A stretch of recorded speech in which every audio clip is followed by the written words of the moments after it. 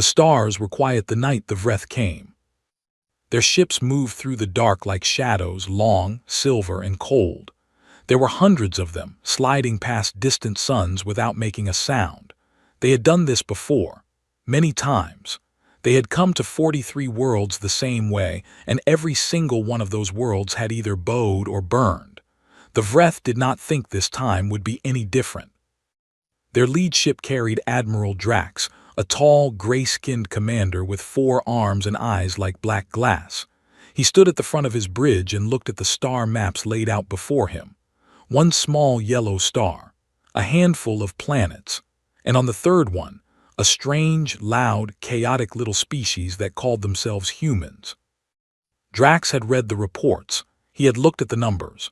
Human technology was weak. Their fastest ships could barely reach the next star system. Their weapons were old and simple. They had no empire, no unified fleet, no galactic allies. They were, by every measure the Vreth used, a nothing species, a small noise in a big universe.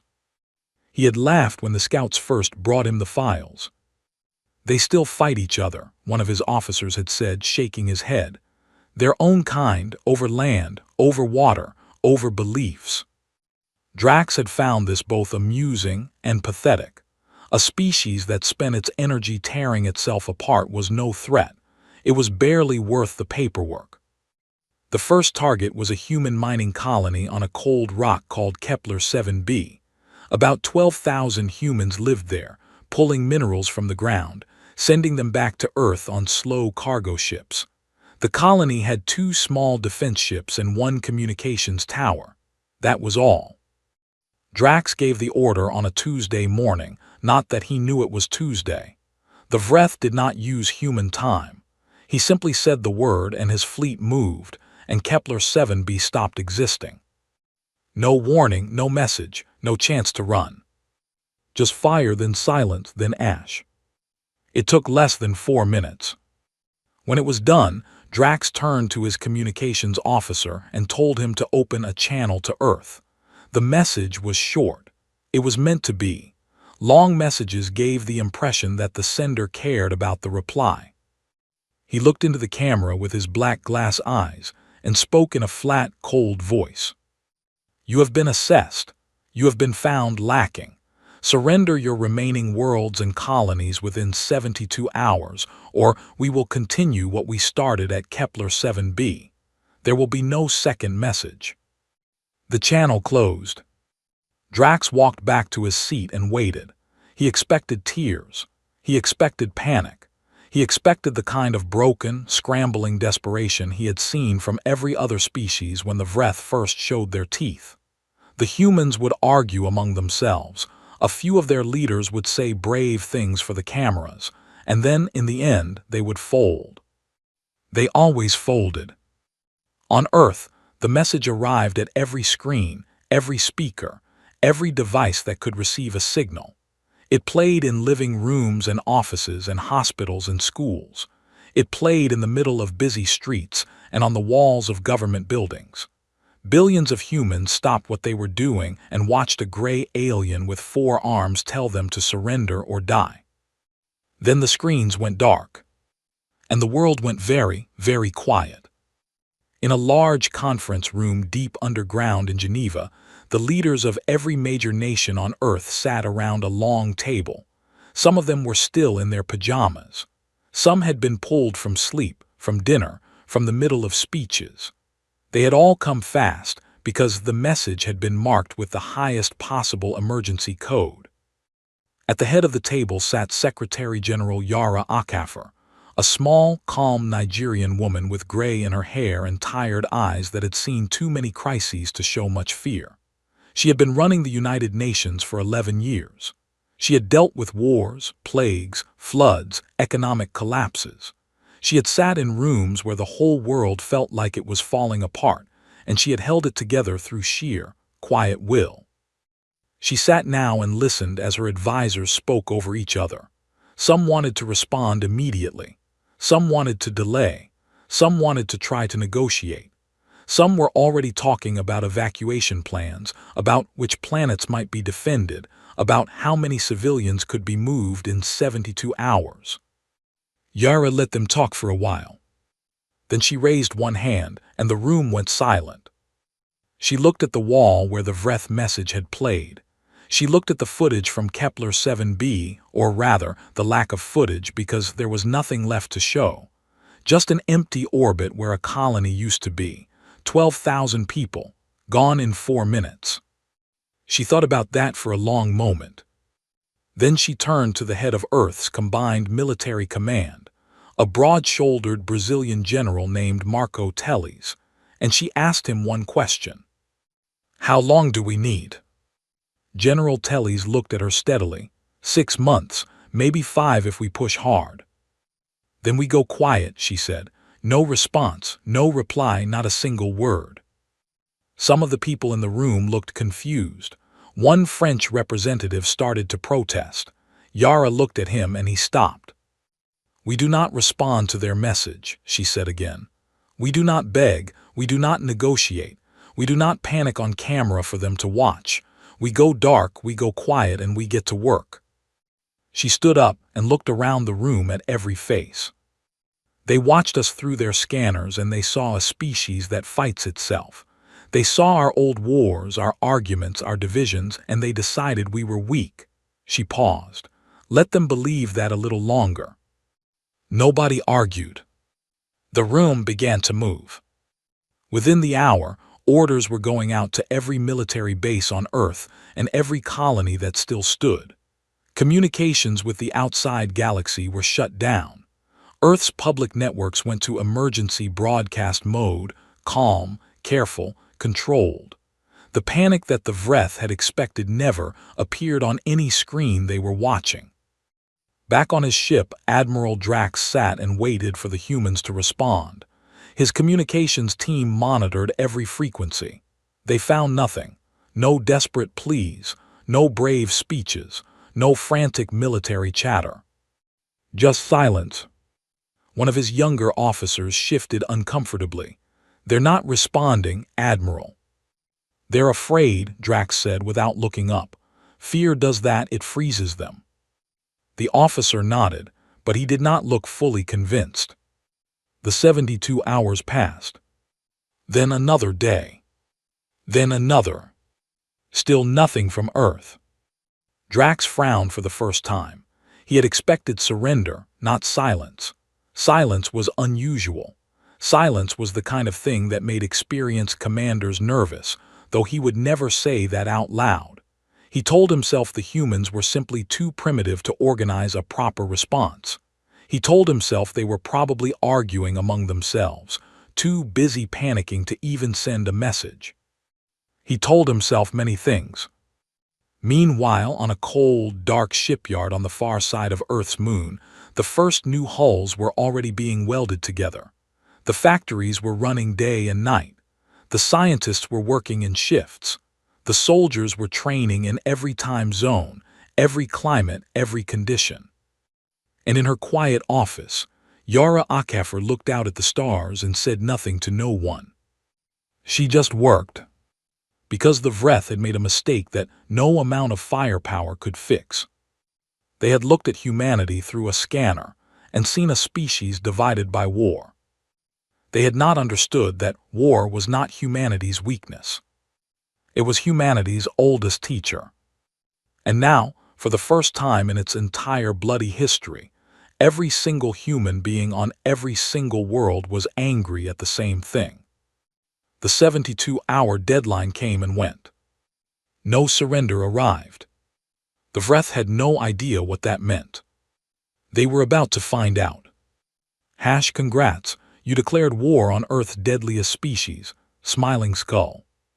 Commander Sethval had a bad feeling, and he could not shake it. He was not the kind of officer who trusted bad feelings. He was a data person. He liked numbers, reports, clean facts written in neat columns. Feelings were for poets and philosophers, not for intelligence officers in the service of the Vreth Dominion.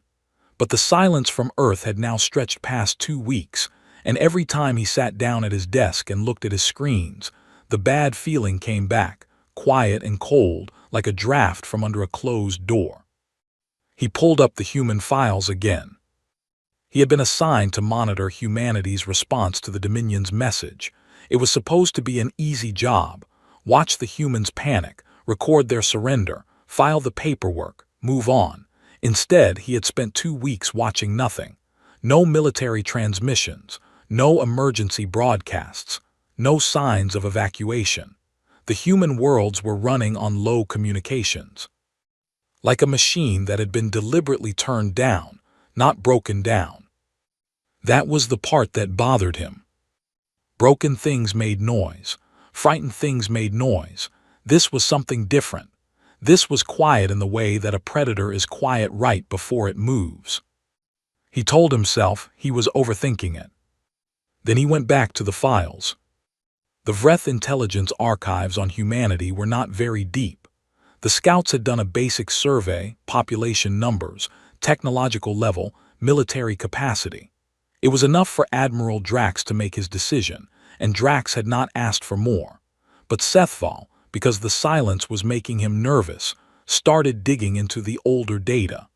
The historical records the scouts had pulled from human networks before communications went dark. What he found kept him awake for 3 nights in a row. Human history was a long, unbroken record of violence. Not occasional violence, not ritual violence, not the organized border conflicts that most species settled into after a few thousand years of civilization. Constant, creative, large-scale, imaginative violence. Humans had been fighting each other since before they had cities. They had fought over food, over land, over water, over ideas, over gods, over the color of each other's skin, over insults, over debts, over maps, over music. They had invented weapons the way other species invented tools, constantly, obsessively, always looking for something better, something faster, something more effective. Every generation improved on the last. Every war taught them something new.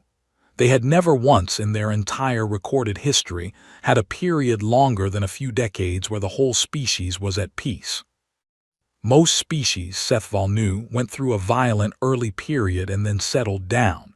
They matured. They found better ways to solve problems. The Breth themselves had gone through their bloody age thousands of years ago. It was history now, something taught in schools, something to feel slightly embarrassed about. Humans had never left their bloody age. They just kept going. And here was the thing that Sethval could not stop thinking about. They had not been weakened by all that fighting. They had been sharpened by it. Their bodies were more durable than any similar-sized species the Breth had catalogued. Their minds were fast and adaptable. They could switch from creative thinking to violent action in seconds. They felt fear.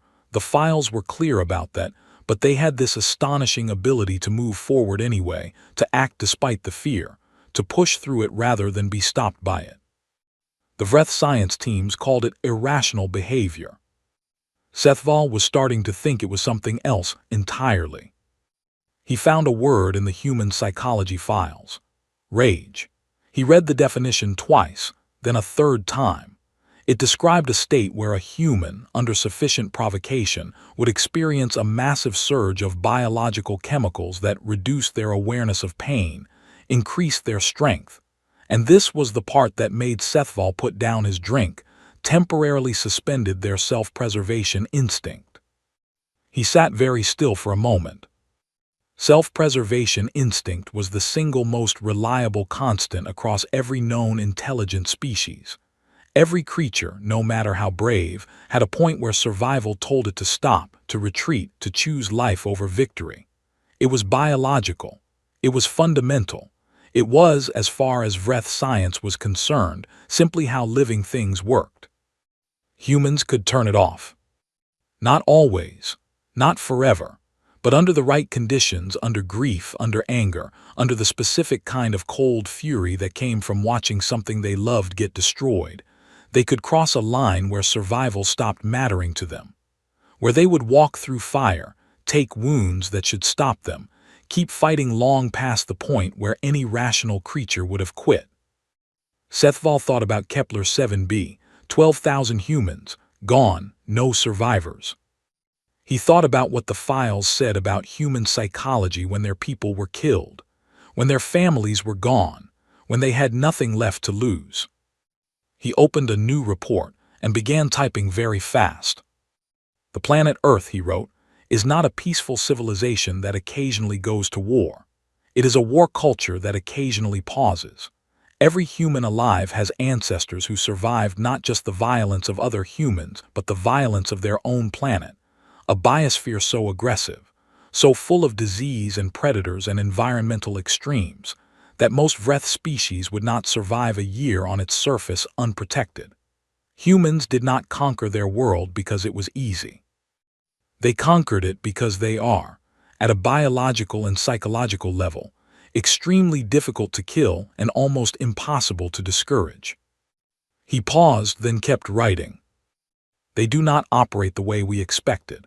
We assumed the destruction of Kepler 7b would produce fear and compliance. Based on historical data, I believe it has produced the opposite. I believe we have united them. Every war in human history shows the same pattern. They fight each other endlessly, but when an outside threat appears, they consolidate. Rapidly. Completely. Without the internal divisions that usually slow a species down. They have done this before on a continental scale. I believe they are doing it now on a species scale. He saved the report and sent it to Admiral Drax. Then he pulled up the long-range sensor feeds and stared at them. Earth was dark, quiet still. But the sensor feeds from the outer system told a different story. There was activity near the human moon, industrial activity, large scale, running around the clock. The energy signatures suggested construction, big construction, ships maybe, or something else. Sethval requested a closer scout pass. The request came back denied. Admiral Drax did not consider it necessary. The humans had not responded to the surrender demand. They would be dealt with in time. There were other matters requiring the fleet's attention. Sethval stared at the denial for a long moment. He sent one more message to Drax. It was shorter than the report. Sir, he wrote, we did not poke a sleeping creature. We stabbed it, and based on everything in their files, I believe it is smiling. Drax did not reply. 3 weeks later, the long-range sensors picked up something new. It was faint at first, just a scatter of small signals at the very edge of detection range, out past the human colonies, near the boundary where Breth space began. The signals moved steadily. They were not random, they were not civilian. They were organized, coordinated, and they were heading toward Breth border space at a speed that should not have been possible for human ships. The officer on duty stared at the readings for almost a full minute before calling Sethval. Sethval arrived on the bridge, looked at the sensor display, and felt the bad feeling return, bigger now, colder, no longer something he could argue away with logic. He counted the signals. Then he counted them again. The human ships were not running away. They were not hiding. They were not sending a scared, desperate message asking for more time or better terms. They were coming. All of them. Together. Sethval turned slowly and looked at the junior officer behind him. The young Breth looked pale and uncertain, waiting for his commander to say something reassuring. Sethval had nothing reassuring to say. Get me Admiral Drax, he said quietly, now. Sergeant Amara Ose had a small photo taped to the inside of her helmet. It was nothing special, just a picture of her younger brother standing in front of a food stall in Accra, laughing at something off camera. He had been on Kepler 7b. He had been working there for 2 years, saving money to come back home and open his own restaurant. He had called her the week before the attack and complained that the instant noodles on the colony tasted like cardboard. She had laughed. She had told him to stop being dramatic. Now the photo was all she had left of him. She did not cry when she looked at it anymore. She had done her crying in the first week. Then she had signed her enlistment papers, packed her bag, and reported to the training base in Accra at 5 in the morning. She had not been alone. The line of volunteers stretched down the street and around the corner for 3 blocks. That had been 8 months ago.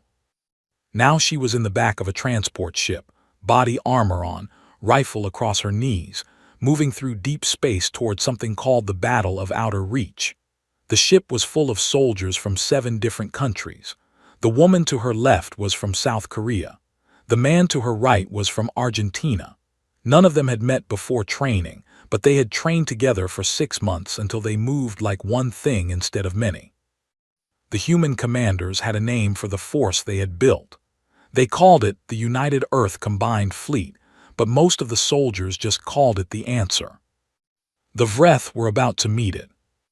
On the bridge of the human flagship, Admiral Chen Wei stood very still and looked at the tactical display. She was 61 years old, small and straight-backed, with short gray hair and the kind of face that had long since stopped showing what she was thinking. She had commanded naval operations for 20 years. She had studied every major battle in human history, not just her own country's but everyone's. She understood war the way a craftsman understood wood from years of handling it, learning its grain, knowing exactly how it broke. The Breth border fleet was big, 3 full fleets, combined, standing in formation across the edge of their territory like a wall. The Breth commanders had clearly expected the humans to stop when they saw the numbers. Most species did. Most species took one look at a wall that large and either turned back or opened a channel to negotiate. Admiral Chen pressed a button on her comm. "All ships," she said, "increase speed." There was a pause across the fleet. A few of the younger officers on the bridge exchanged looks. They were accelerating toward a force 3 times their size, but the order had been given, and no one questioned it. They had come too far and lost too much to question it now. The Breth commanders watched the human fleet accelerate toward them on their screens, and for a brief moment, none of them said anything. They had expected hesitation. They had expected slowing down. They had expected the standard behavior of a species that was outgunned and knew it. What they got was a wall of human ships coming at them faster than before. "They're not stopping," the Breth fleet commander said. His second-in-command stared at the display. "No, sir." "Why aren't they stopping?" Nobody had an answer. The battle began when the first Breth ship fired. A long-range energy burst meant to scatter the human formation. Normally this worked. Normally a formation hit by that kind of weapon spread out, broke its momentum, lost its coordination. The human formation tightened. What followed was nothing like the Breth had experienced in their 800 years of empire building. They had fought wars, yes. They had crushed fleets, yes. But the Breth style of war was orderly formations, calculated fire, strategic retreats when needed, clean, professional, efficient. Human warfare was not clean. The human ships moved in strange, aggressive patterns, weaving, splitting, pressing forward even when individual ships were taking damage. They fired constantly, not just their main weapons but everything they had, from every angle, forcing the Breth ships to defend in all directions at once. It was chaotic and brutal, and it was working, because the Breth ships had been designed to handle organized enemies, not something that fought like it wanted to be everywhere at the same time. But the thing that truly shocked the Breth was what happened when the human ships got close enough for boarding. The Breth had not considered the possibility of boarding. Not once. It had not appeared in any of their tactical planning meetings. Boarding, leaving a ship to fight inside another ship, was considered by most advanced species to be primitive, risky, and unnecessary when you had long-range weapons capable of destroying a vessel entirely. Humans had a different opinion. Amara moved through the corridor of the Breth cruiser in full combat gear, part of a 12-person team that had cut through the hull like it was paper, and was now pushing deep into the ship. The corridors were narrow by Breth standards but wide enough for humans in body armor, and Amara had trained for exactly this: close quarters, tight spaces, fast decisions. The Breth soldiers she encountered were bigger than her. She had known they would be. Their weapons were more advanced. She had known that too. What they had not planned for was her complete refusal to act like someone who was supposed to lose. She moved fast and low and did not stop. Behind her, her team was singing, a low, rhythmic, wordless sound that their training officer had started on the first day, and they had never been able to stop doing during combat. It was not a military tradition. Nobody had ordered it. It had simply started, and now they all did it because it kept them connected to each other in the noise and smoke and chaos. The Breth soldiers fell back. They had never been boarded. They had never trained for it. They had good weapons and they used them well, but there was something deeply unsettling about an enemy that came through the walls and kept moving forward and was, inexplicably, humming. 3 Breth ships were boarded in the first hour. 2 were taken. In the middle of the battle, the Breth fleet commander did something that no Breth commander had done in 3 generations of warfare. He opened a channel to the human fleet and requested a ceasefire to discuss terms. Admiral Chen looked at the incoming channel request for exactly 4 seconds. Then she said calmly into her comm, "You had your chance to talk.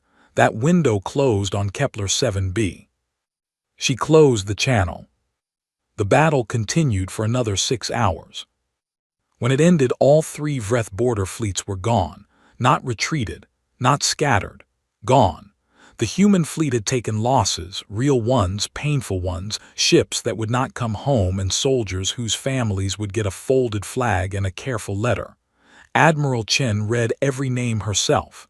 She always did. But the Breth border had been broken. Amara sat in the corridor of the captured cruiser, her back against the wall, her helmet in her lap. She looked at the photo of her brother. She did not smile. She did not feel victorious, not exactly. She felt something harder and quieter, the feeling of a door being opened that could not be closed again. They were going forward now, all the way forward. In his observation post on the edge of the battle zone, Commander Sethval had watched the whole thing on his screens. He had recorded every moment. He had the data, the footage, the numbers. He had a complete and accurate picture of what had just happened. He sat in silence for a long time after it was over. Then he opened a report and wrote one line. "The human fleet is not behaving like a species fighting for survival." He paused, then finished. "It is behaving like a species that has been waiting for an excuse." On the Breth home world, in a tall black chamber where the High Council met to make decisions that shaped the galaxy, a report arrived. A junior official read it aloud to the 7 council members seated in their high chairs. When the official finished reading, the chamber was silent. Not the polite silence of a meeting that was about to move on to the next item. The deep, uncomfortable silence of people who had just heard something they could not find a good answer to. For the first time in 800 years, the Breth High Council had no comfortable response ready. The wall they had put across their border was gone. And the humans were still coming. The Breth High Council was not used to problems that did not go away. In 800 years of empire, they had always found a solution. If a species resisted, you hit them harder. If they kept resisting, you cut their supply lines. If they still kept resisting, you destroyed something they loved and watched the will to fight drain out of them. It worked every time. Every single time without exception, because every species had a breaking point. Every species had something they valued more than the fight. You just had to find it and press on it. The Council pressed on humanity's breaking point repeatedly and in great variety. None of it worked. The first thing they tried was the blockade. They pulled ships from across the Dominion and stretched them across the main human supply routes, the lines that brought food, fuel, medicine, and equipment from Earth's manufacturing centers to the forward human fleet. It was a good strategy. It had starved 3 civilizations into submission in the past century. The Breth sat the blockade in place and waited for the human advance to slow down as they ran low on supplies. Instead, humanity rerouted. Within 11 days, A dozen new supply paths appeared, smaller, faster, using routes that went around the blockade, in directions the Vreth had not considered important enough to cover. Human engineers had mapped every navigable corridor in the region and built a web of alternatives so complete that when the Vreth blocked one path, 3 more appeared. After 30 days, the human fleet was receiving more supplies than before the blockade, because the new routes were more efficient than the old ones had been. The blockade was quietly abandoned. The Council tried something else.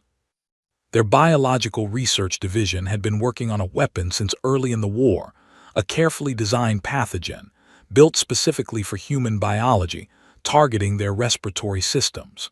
It was a cruel weapon and the Council knew it, but they were past caring about cruelty. They wanted results. The pathogen was released into the atmosphere of a small human colony world on the edge of the conflict zone. The human medical community had a cure in 11 days. Not 11 weeks, not 11 months, 11 days. The Vreth scientists who heard this number refused to believe it at first. Their own best researchers had spent 4 months building the pathogen. The humans had cracked it open, analyzed it, and produced a working counteragent in under 2 weeks. When the Vreth intelligence team dug into the reason, they found something that should not have surprised them but did. Humanity had spent tens of thousands of years fighting diseases. Their entire history was a constant battle against parasites, viruses, bacteria, and plagues that killed them in enormous numbers. In response, they had built the most advanced medical science of any pre-galactic civilization on record. Defeating a biological weapon was not, for humanity's doctors, an emergency. It was a Tuesday. The pathogen was quietly classified as a failure. The Council, now genuinely frustrated, ordered something that they had used many times before to break a resistant species, a terror strike. A human colony world, not a military target but a civilian one. A place where ordinary people lived, with markets and schools and parks. The Vreth fleet hit it hard, fast, and without warning, and broadcast footage of the aftermath to every human communication channel they could access. The intended effect was horror, despair, a population turning on its own leaders, demanding an end to the fighting at any price. What actually happened was that enlistment on every remaining human world spiked by 340% in the following week. Sethval, watching the numbers come in from his monitoring post, put his head in his hands. He had predicted this. He had written it in his first report months ago.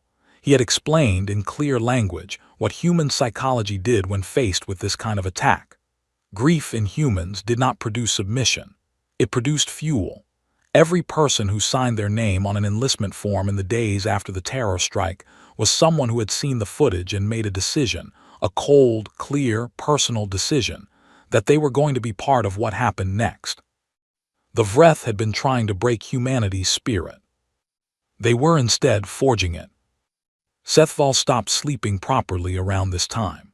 He would wake at odd hours and go to his desk and pull up the archives, not the military data, but the older records, the xenoarchaeological files that the Dominion had collected over centuries of expansion, records of every species they had ever encountered, going all the way back to the earliest days of the Empire.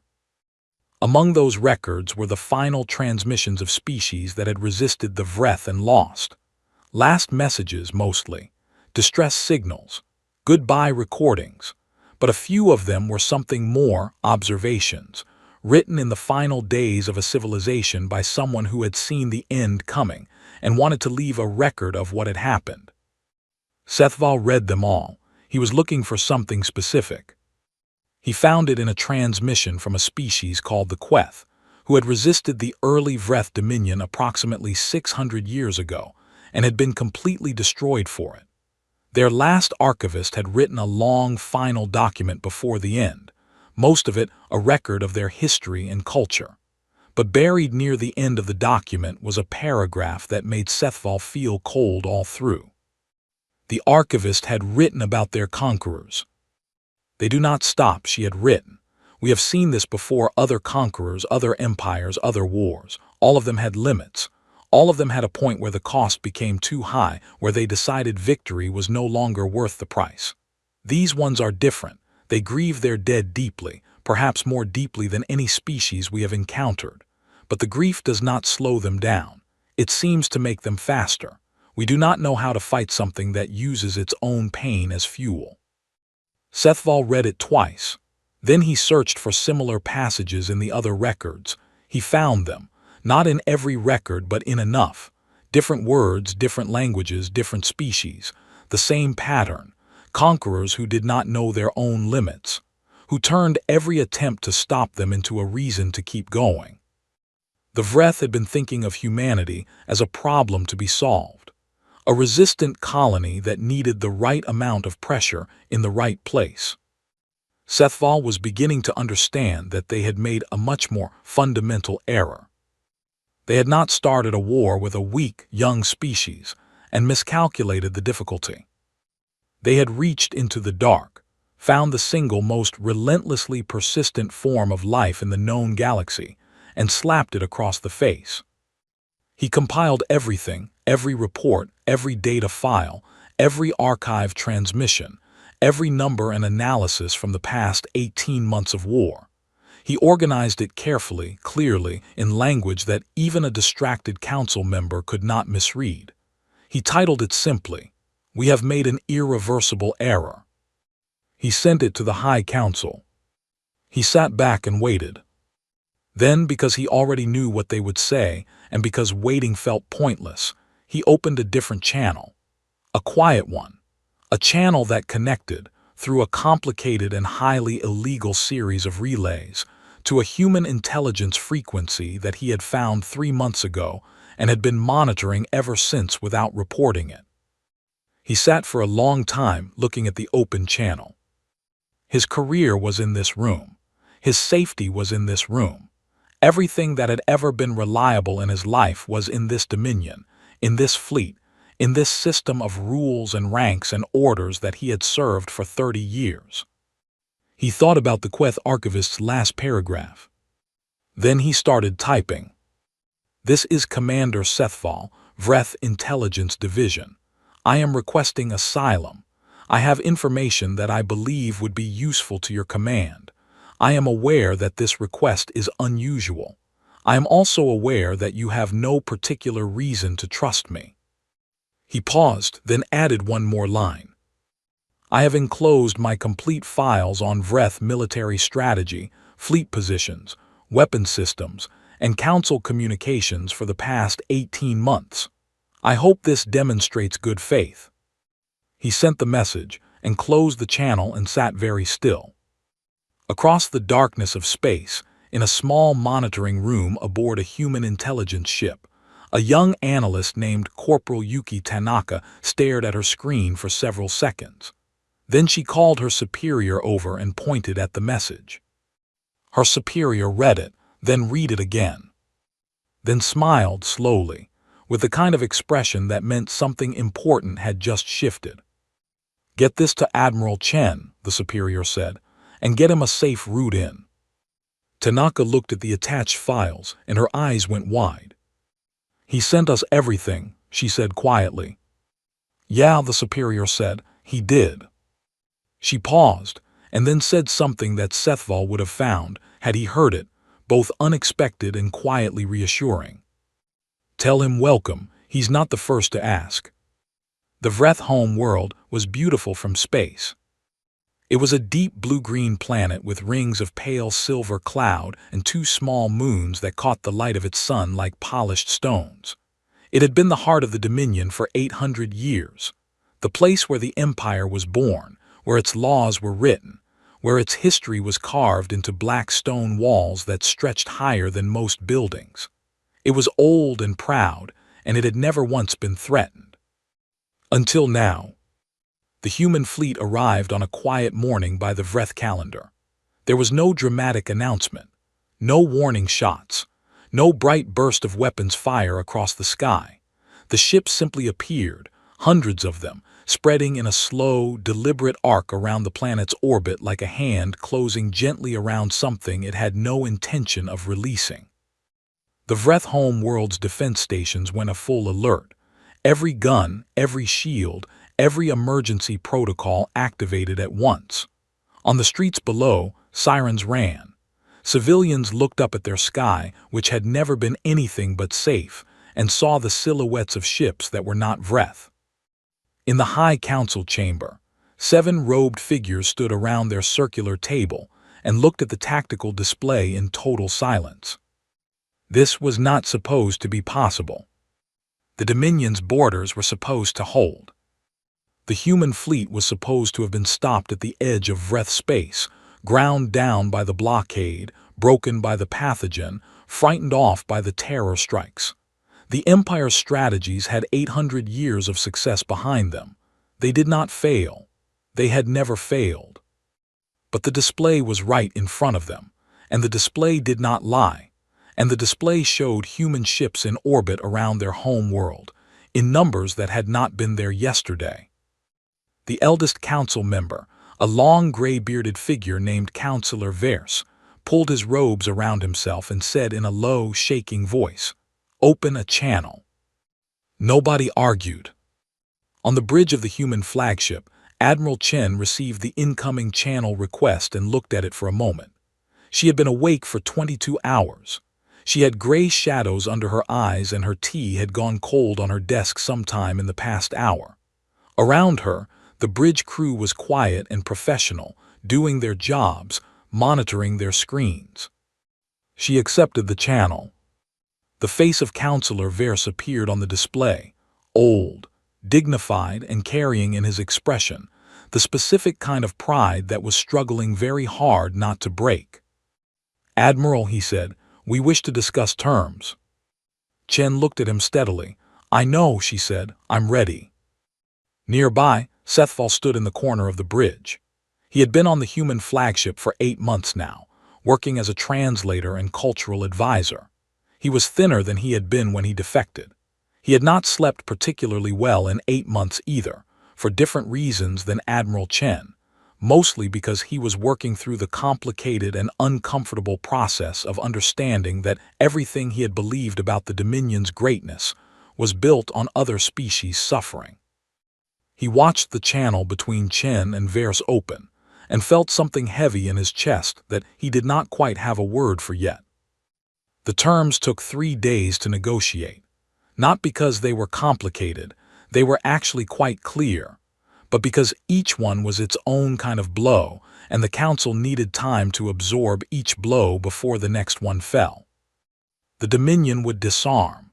Not completely, but substantially. Its military would be reduced to a defense force only. No invasion capability, no conquest capacity. Every species currently enslaved under Dominion rule would be freed, immediately, without conditions, all 41 of them. Reparations would be paid, not just to humanity but to every species the Dominion had ever subjugated. The accounting would take years. They would pay it anyway. Every Vreth official who had ordered atrocities, the attacks on colonies, the biological weapon, the terror strikes, would face a tribunal. Not a Vreth tribunal, an independent one with representatives from multiple species. The Dominion would continue to exist. Its people would not be harmed. Its culture would not be erased. Its history would not be rewritten, though some of it was going to need a very honest second look. Councillor Verse, when the final list was read to him, sat very still for a long moment. "You are not destroying us," he said at last. It was not quite a question. "No," Chen said. "Why not?" He asked it simply, without strategy. He genuinely wanted to know. Chen was quiet for a moment. She thought about Kepler 7b. She thought about the colony world that had been hit in the terror strike. She thought about all 41 species in the Dominion slave caste, living the only lives they had under someone else's boot. She thought about Amara Osai's brother and his restaurant that was never going to open. "Because we're not you," she said. The words landed in the channel without anger. She did not say them to wound him. She said them simply, like a fact. Verse looked at her for a long moment. Something moved across his face, not shame exactly, not yet, but the early shape of it, the first crack in something that had believed itself uncrackable.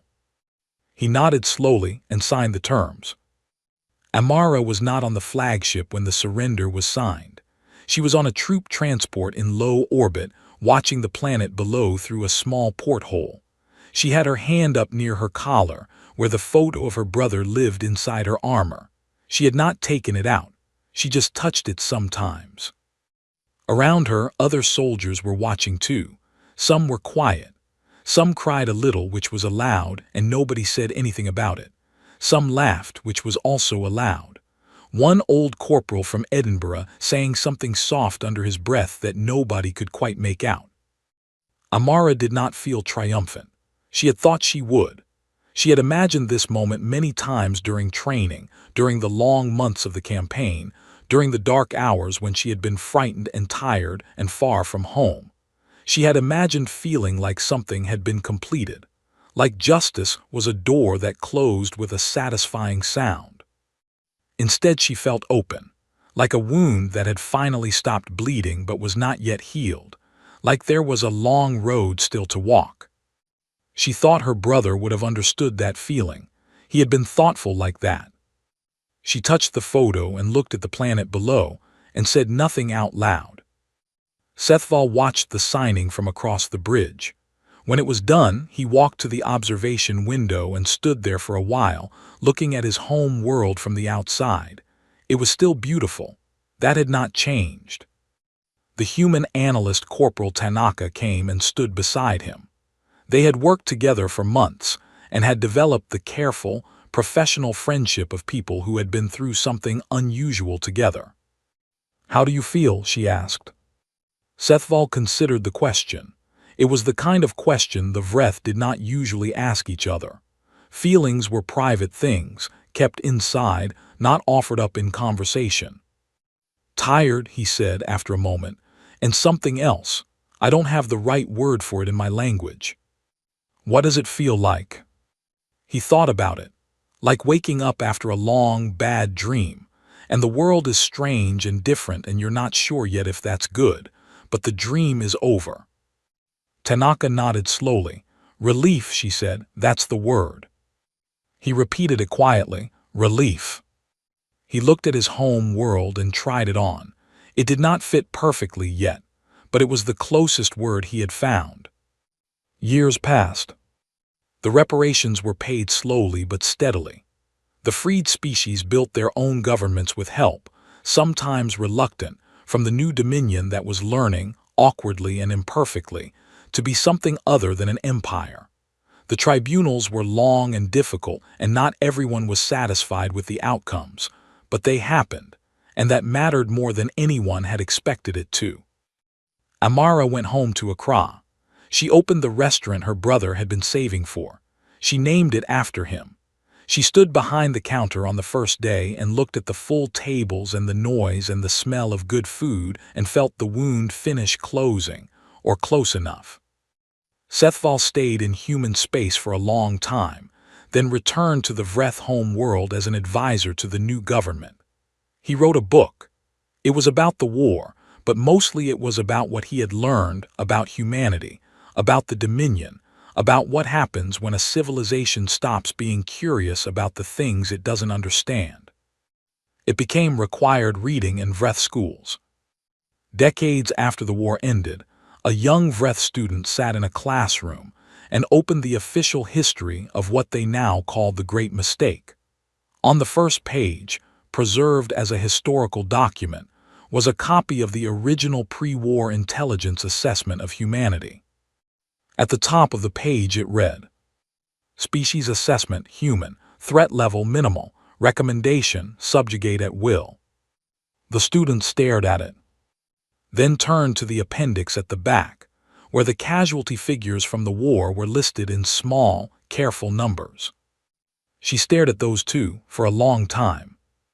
Then she closed the book, looked out the window at the sky, and thought about what it must feel like to be the thing that someone looked at and called minimal. She decided she never wanted to find out. Far across the galaxy, on a rebuilt colony world where the grass had grown back green over the gray ash, a small memorial stood at the edge of what used to be Kepler 7b's main square. The names of 12,000 people were carved into its face. At the base of it, someone had added a line that was not in the official record. They did not forget, they never do.